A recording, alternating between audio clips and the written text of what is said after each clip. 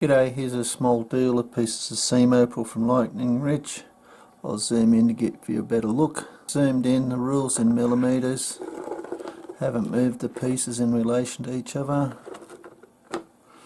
It's only a small deal, this one, and it's basically been put together to give a beginner, intermediate, someone to give a chance of buying a few pieces that should hopefully cut a stone or two.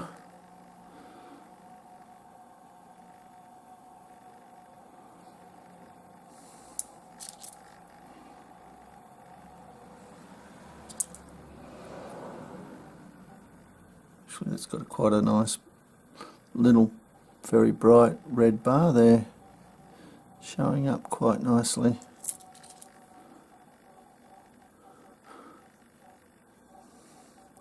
Anyway, I think that gives you a bit of an idea. Not every piece has got colour.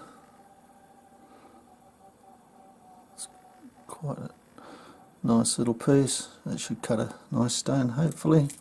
Anyway, thanks for watching. Bye.